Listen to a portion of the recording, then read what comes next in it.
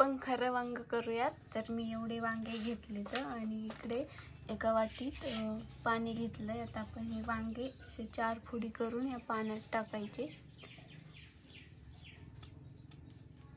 अशा प्रकारे अशा 4 फोडी करायच्या आणि पाण्यात टाकायचे.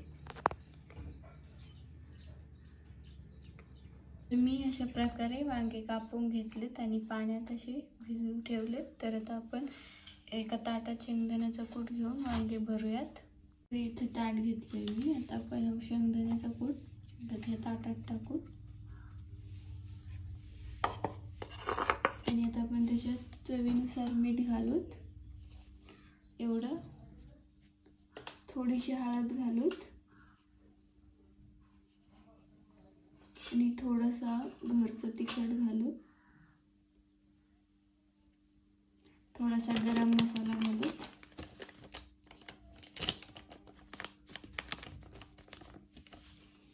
आणि आपण थोडासा घरगुती मसाला घालू. तर आपण हे सगळं मिक्स करून घेऊन वांग्यात भरूत. सगळं शेंगदाण्याच्या कुटामध्ये मसाले मिक्स करून घ्यायचे. ते वांग्यात भरायचं. तर आपण हे वांग्यात भरूत.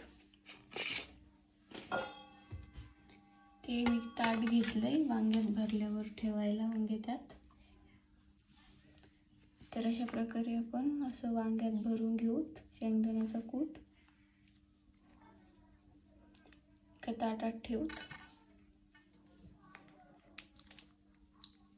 तर मी अशा प्रकारे वांगे भरून घेतले तर आणि मी तेल तापून घेतले कढईमध्ये. तर आपण त्याच्यामध्ये थोडेसे जिरे घालू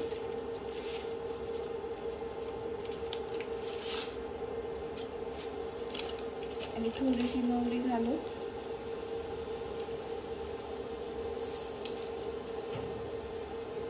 आणि बारीक चिरलेला थोडासा लसूण घालू. कमी गॅसवर आपण परतून घेऊ.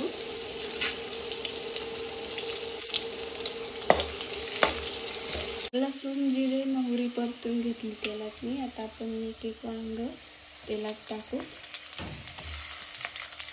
आणि तेलामध्ये छान परतून घेऊ वांगे.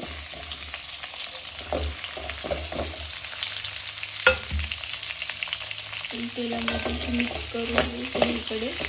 वांग्याला तेल लागलं पाहिजे सगळीकडे.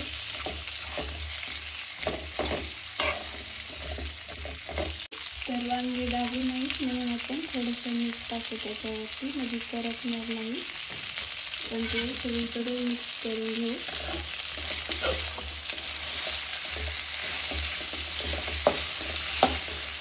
मी अशा प्रकारे वांगे परतून घेतले तर परतून घेऊ वांगे.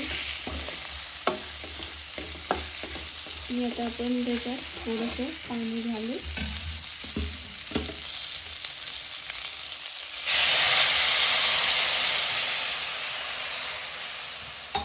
एवढं पाणी घातलं मी त्या वांग्यामध्ये.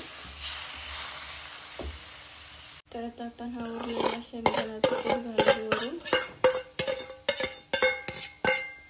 तो मिक्स करून घेऊत वांग्यात सगळीकडे.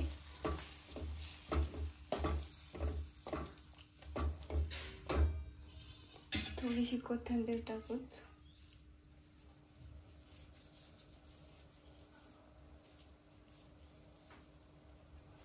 सगळीकडे मिक्स करून घेऊ आणि 5 मिनिटं आपण वांगे शिजवून देऊ फुल गॅसवर.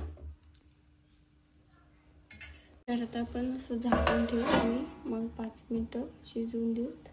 5 मिनिटं झालेले आहेत. आता आपण झाकण काढून घेऊ आणि एकदा आपण सारं वांगं हलवून घेऊ चमच्याने. तर शिजलंय का कसं आपण बघू.